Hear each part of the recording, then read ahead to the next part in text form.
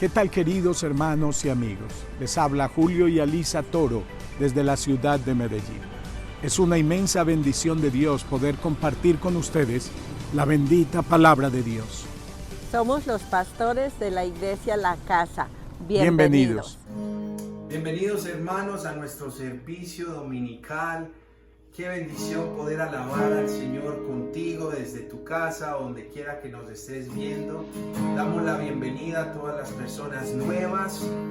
¿Y qué tal si se pone de pie donde quiera que estés, con tu familia, con tus hijos, con tu esposa? Y levanta tus manos y dile: Señor, aquí está mi corazón, aquí está mi vida, quiero agradarte, quiero alabarte, quiero honrarte en todo lo que hago. ¿Y qué tal si le dices esto? Glorioso Salvador, divino Redentor, me postraré ante ti. Nos postramos ante ti, Señor.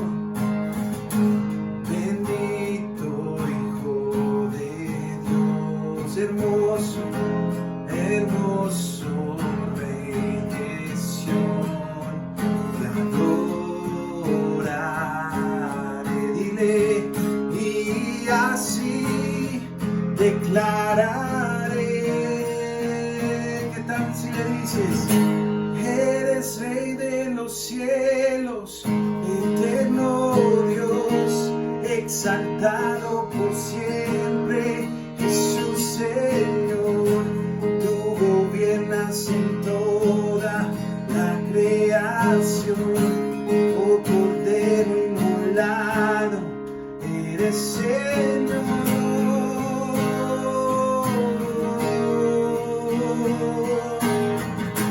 Glorioso Salvador, divino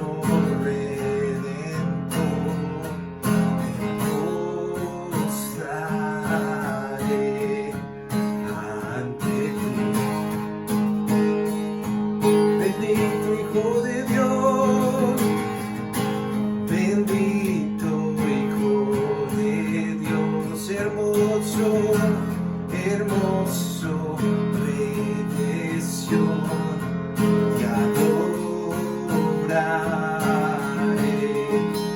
y así declararé.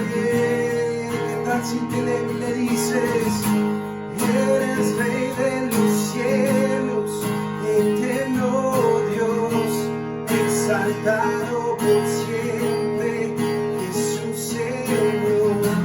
Tú gobiernas en toda la creación, oh Cordero inmolado, eres Señor.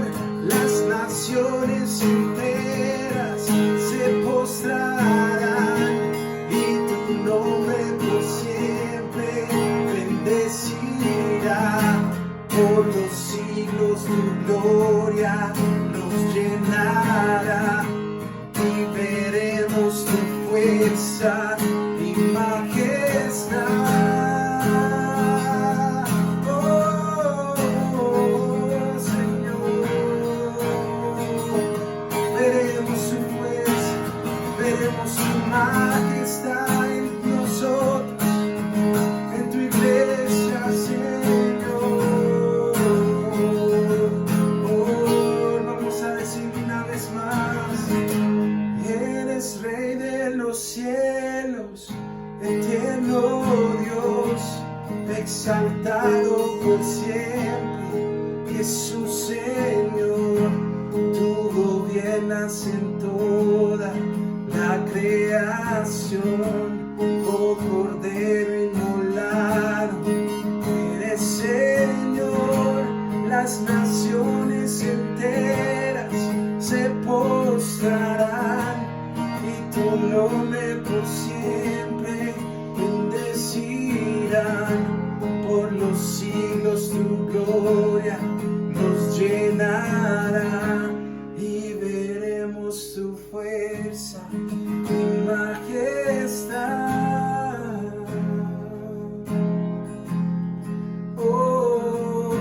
Señor, veremos su fuerza y majestad en nuestras vidas. Gracias, Señor. Amén. ¿Qué tal si donde estás levanta tus manos y dile: Señor, gracias por tu cruz? Gracias, Señor, por morir por mis pecados. Damos todo el honor a ti. Tú mereces todo mi alabanza.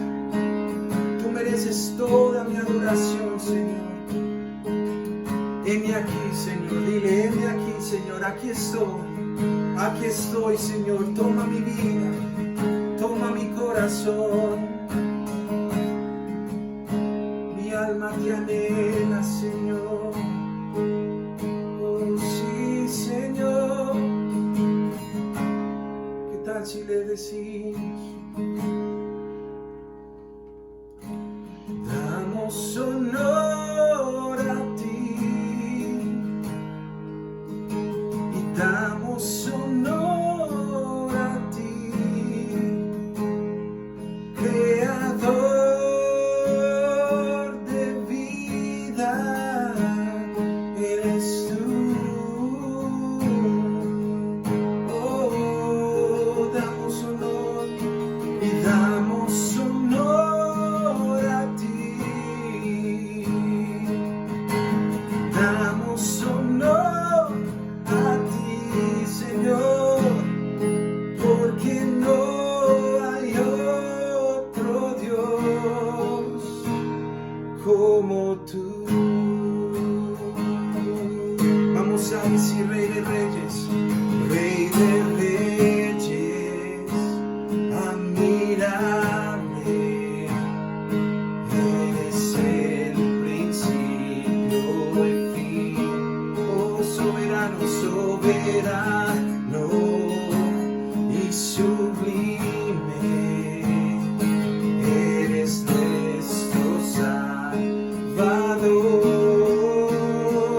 Rey de Reyes, admirable, eres el principio y fin. Soberano, soberano y sublime, eres nuestro Salvador. Dile: y damos honor a ti con toda reverencia. Damos honor a ti, porque no hay otro Dios como tú, Señor.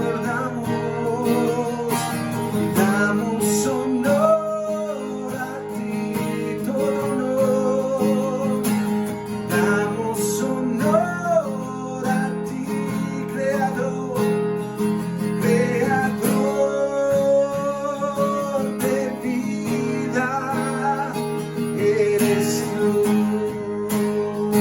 Oh, Señor, vamos a decir: Rey de Reyes, admirable, eres el principio y fin. Soberano, soberano y sublime, eres nuestro Salvador. Rey de Reyes, admirable, eres el principio y fin. Soberano y sublime, eres nuestro Salvador.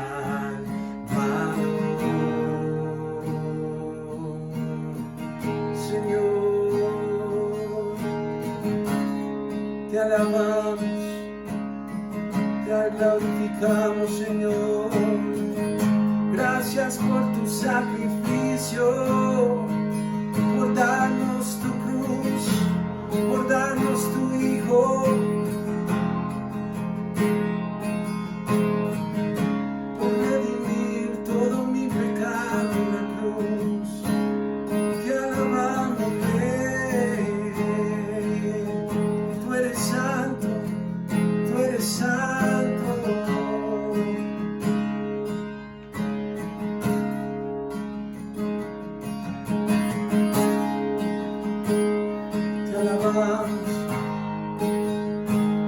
Te exaltamos, oh Señor, tú la muerte venciste por mí, tomaste todo dolor, toda aflicción, toda enfermedad y la crucificaste conmigo.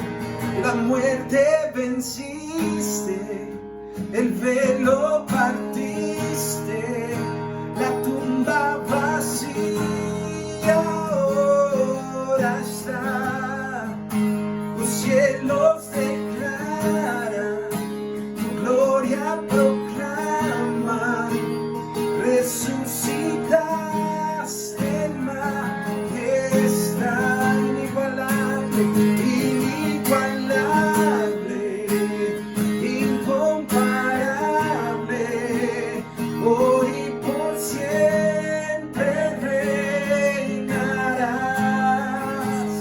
Tuyo es el reino, tuya es la gloria, tuyo el poder y autoridad. Cuán hermoso su nombre es, cuán hermoso su nombre es, el nombre de Jesús, mi Rey. Cuán hermoso su nombre es, incomparable ser. Cuán hermoso su nombre es, no hay otro nombre. Cuán hermoso su nombre es, no hay otro nombre. Cuán hermoso su nombre es, no hay otro nombre. Oh, te adoramos. ¿Qué tal si levantas tus manos con tu familia, con tus hijos? Toma la mano de tu hermano que está al lado. Dile gracias, Señor. Gracias por tu cruz, por tu sacrificio, por perdonar todo. Mis pecados llevaste en la cruz. Oh, gracias, Señor, te exaltamos. Vamos a seguir alabando al Señor con estas próximas canciones. Dios te bendiga.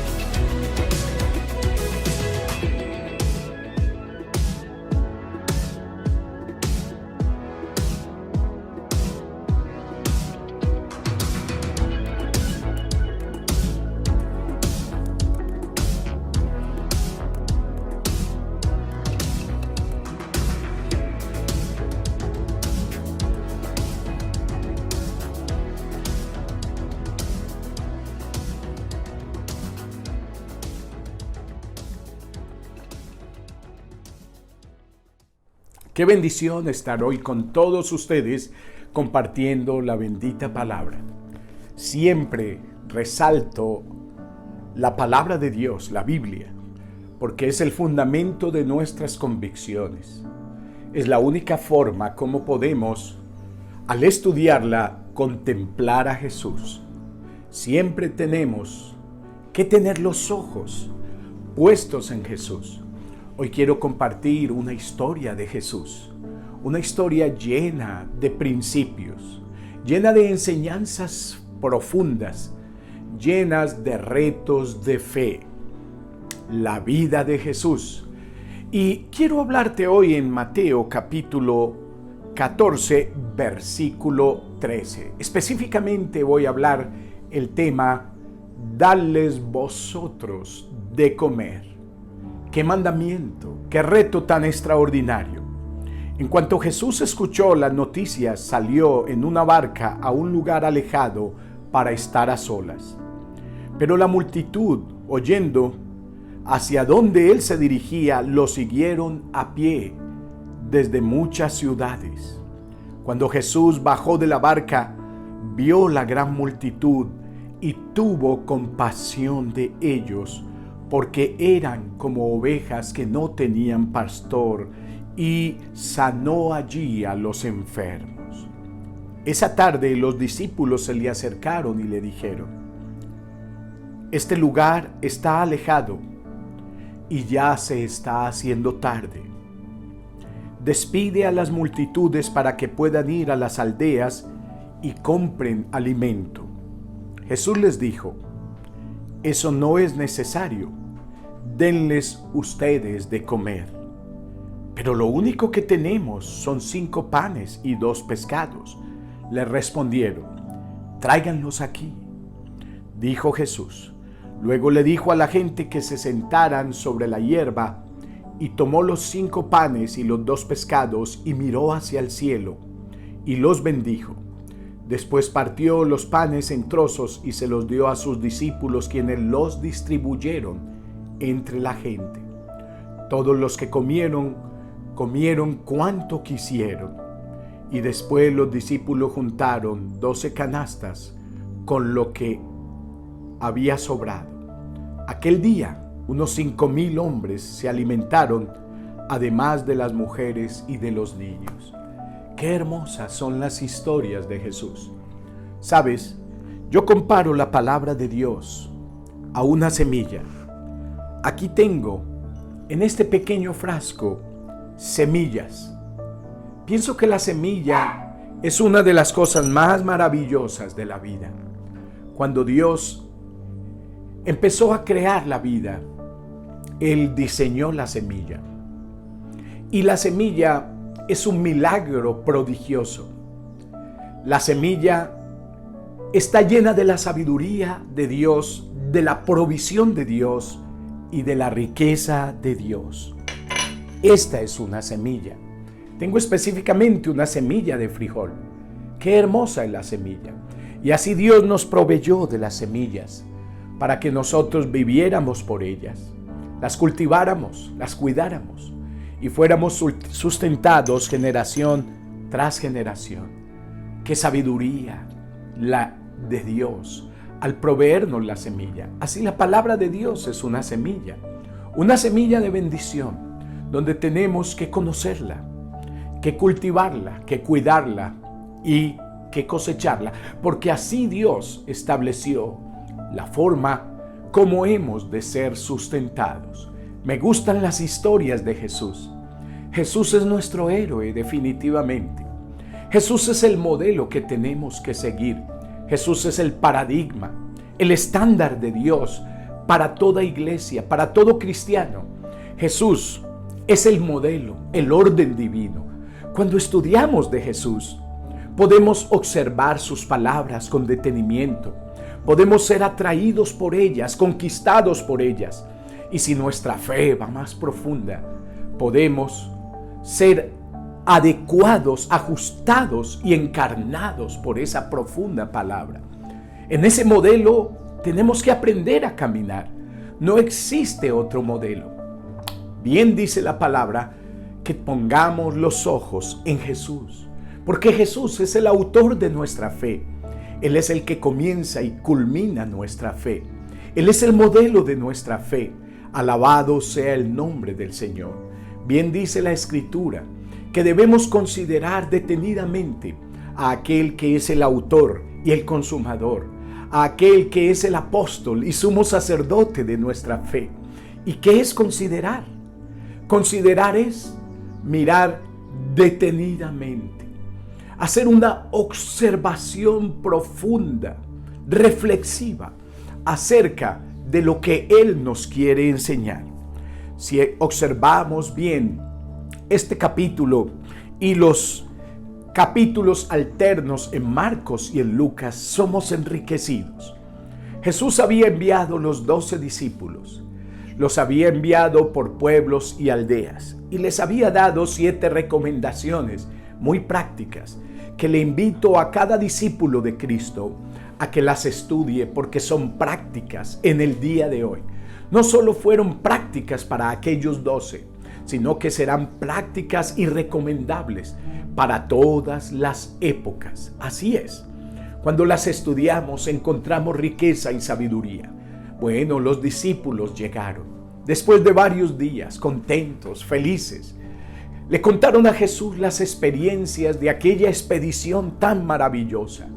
Habían sido testigos de grandes milagros. Habían sido testigos de las misericordias de Dios. Jesús les había dado autoridad para sanar enfermos, limpiar leprosos, resucitar muertos. ¿Cómo sería la emocionante experiencia a la que ellos se adentraron en esos pueblitos y aldeas? Habían sido enviados específicamente a las ovejas perdidas de la casa de Israel, porque fue allí donde nuestro Señor comenzaría su ministerio, entre la casa de Israel.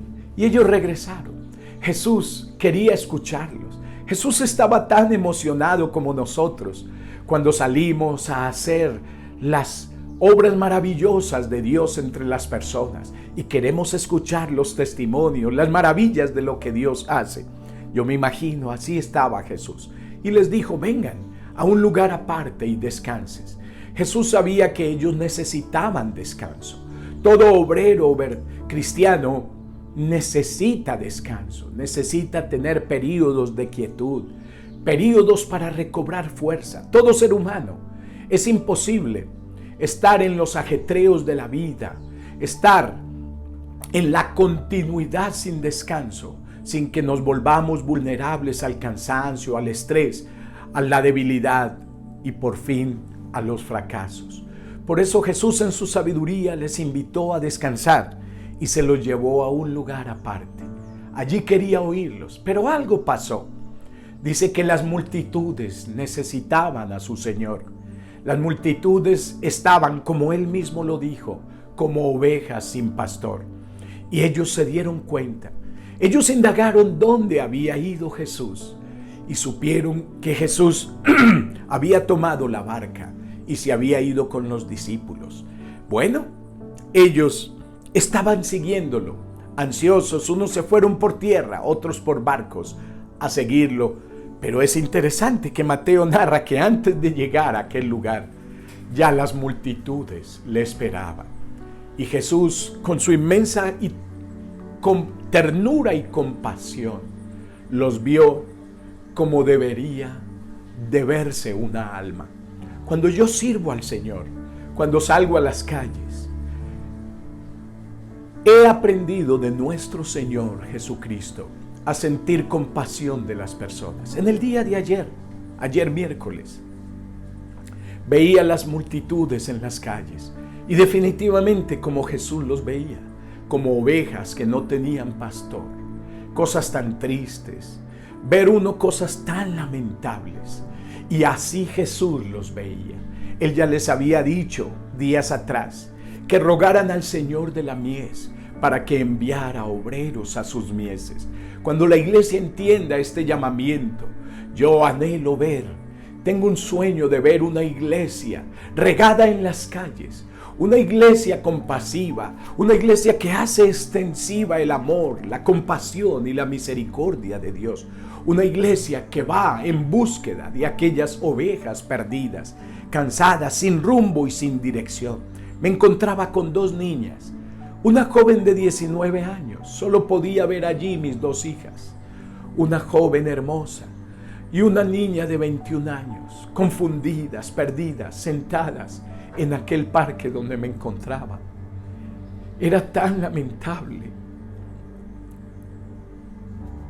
mirar este cuadro y solo podía sentir la compasión que brotaba de Jesús. Oraba por dentro por estas muchachitas. Ten misericordia, Señor, están confundidas. Y pensaba en lo que dijere nuestro Señor. Están como ovejas que no tienen pastor. Y esto me motiva a seguir saliendo, a seguir predicando, a dejar mi comodidad, a dejar la forma tan tranquila y buena que podemos vivir y adentrarnos en las necesidades de nuestros semejantes, que son nuestro verdadero prójimo, como dijera nuestro Salvador. De repente, el tiempo se fue y Jesús sanó a todos. Les dio palabras de vida porque Él era un río de vida. Aquel que se alimentaba continuamente del Padre y tenía su provisión al lado del Padre. Aquel que sacaba noches enteras para estar en la presencia del Padre. Sabía que la fuente de vida era su Padre, que de su Padre obtenía vida y vida en abundancia, que de su Padre obtenía dirección, de su Padre obtenía provisión. El único recurso que nuestro Señor tenía era su Padre, y Él, como un río de vida, podía transmitir lo que su Padre le daba. Así que sanó a todos y les dio las palabras de vida, que eran las palabras del Padre. De repente, los discípulos dice que observaron que la tarde ya había llegado y estaban preocupados. Lógicamente, ellos tenían una mente lógica y dijeron: Maestro, tienes que despedirlos porque ya cae la tarde y no tenemos alimento en este lugar. Ellos deben ir a buscar alimentos en los pueblitos y aldeas. Pero me gusta la respuesta, la pregunta de Jesús, que fue a la vez una respuesta. Dadles vosotros de comer. Cuando pienso en esta orden divina, no fue una sugerencia, fue un mandamiento divino. Y es un mandamiento que ha de ser un principio para la iglesia en todas las generaciones. El mundo está como ovejas sin pastor. El mundo está frente a nosotros como un pueblo sin dirección, como ovejas que no saben a dónde se dirigen, vacías, sedientas, necesitadas, van camino al abismo. Y solo existe un pueblo, la iglesia de nuestro Señor Jesucristo. Solo existe un pueblo al que Jesús le dio el mandamiento. Allí estaban sus 12. Y Él dijo: dadles vosotros de comer. Si estudiamos bien estas características, las cuales generaron esta pregunta, fue muy interesante. Los evangelistas observan que había más de 5,000 hombres, que quiere decir que había niños y mujeres. Esta concurrencia podía tener más de 10-12,000 personas. Imaginemos este cuadro. Multitudes venían, habían madres con niños, habían ancianos, habían jóvenes, personas de todo tipo. Ya la tarde había llegado, pero Marcos observa algo que Mateo no nos registró. Jesús preguntó a Felipe por la pregunta que se generó entre ellos: ya es tarde y deben ir a buscar alimento. Jesús preguntó a Felipe. Me gusta Felipe. ¿Quién era Felipe? Si lo rastreamos en el capítulo 1 del Evangelio de Juan, Felipe fue el que llamó a Natanael.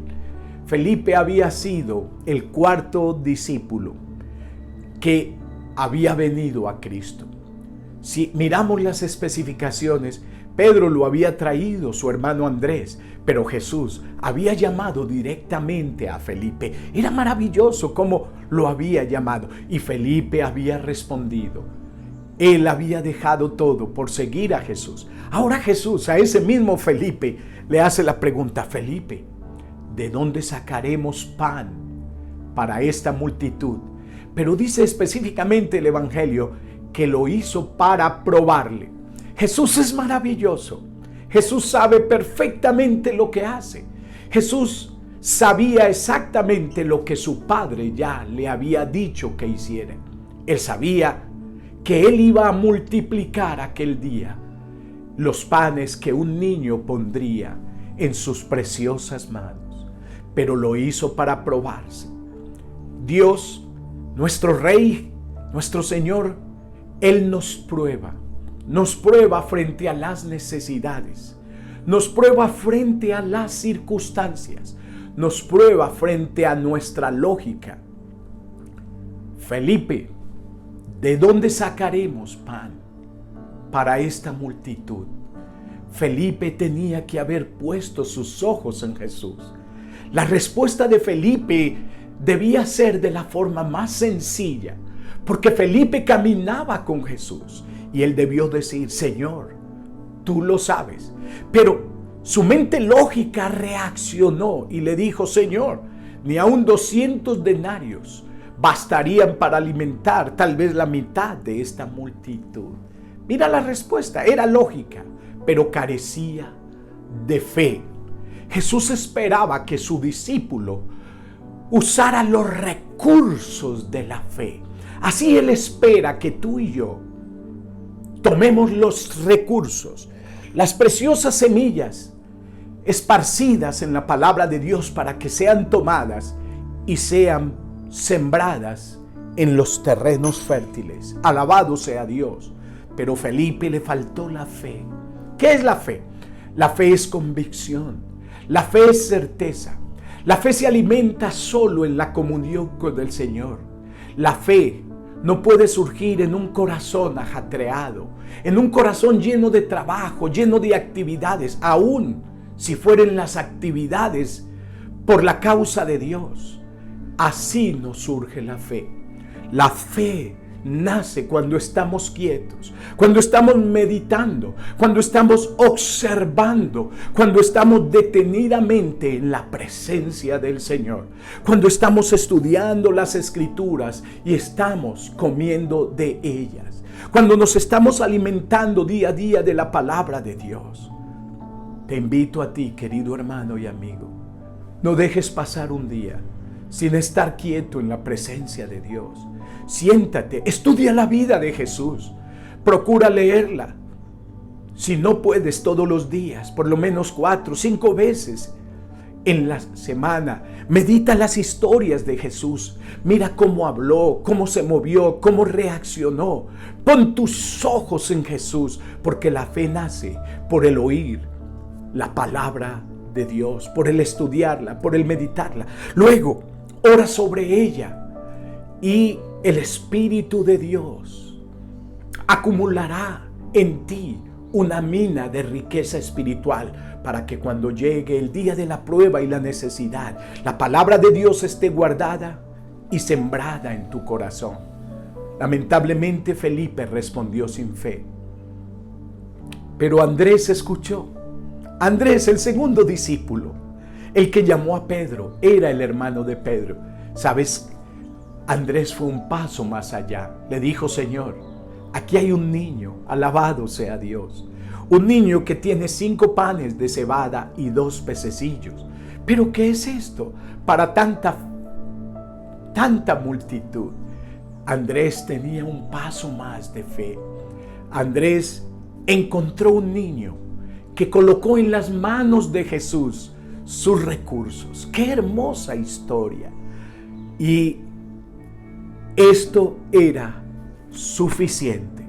Jesús quería entrenar los discípulos para que cuando ellos estuvieran solos, supieran cómo actuar. Los recursos de Dios no solo están en las eternas posibilidades de los cielos, sino que los recursos pueden estar en las manos de un niño, de un pobre, de un campesino. Pueden estar en las manos de las personas más humildes. Los recursos de Dios son aquellos que se ponen y se consagran en las manos de Jesús. Recuerda que el Padre era la fuente de Jesús.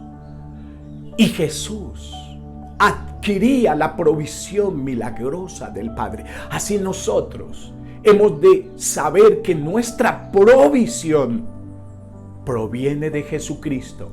Él es la fuente, Él es nuestro centro, Él es nuestra plenitud.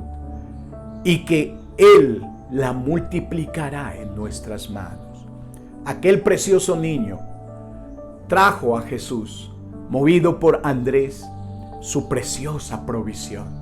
Quiero invitarte a reflexionar sobre esto.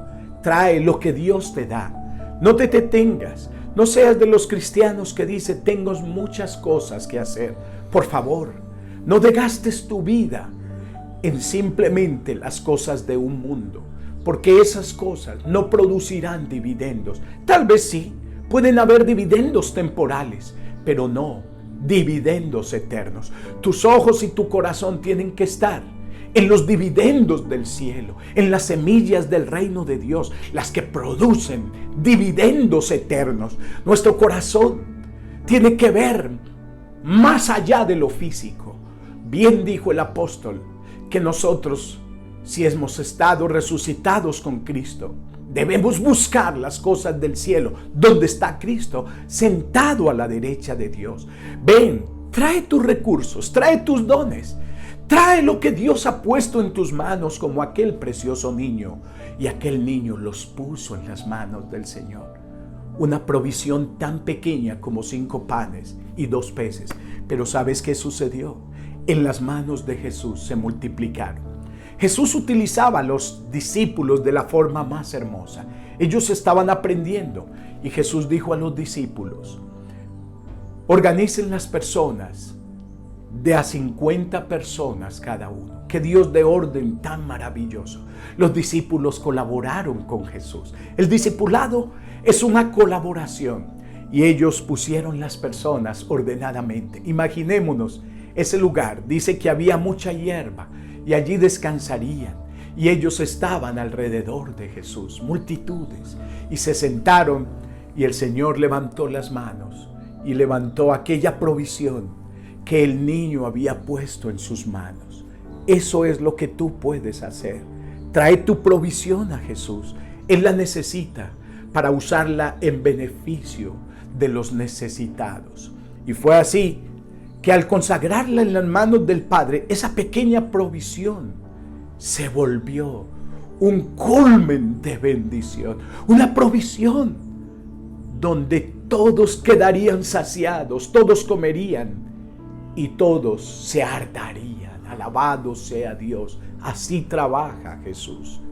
Levantó las manos al cielo y a medida que Él entregaba a sus discípulos, un milagro sucedía.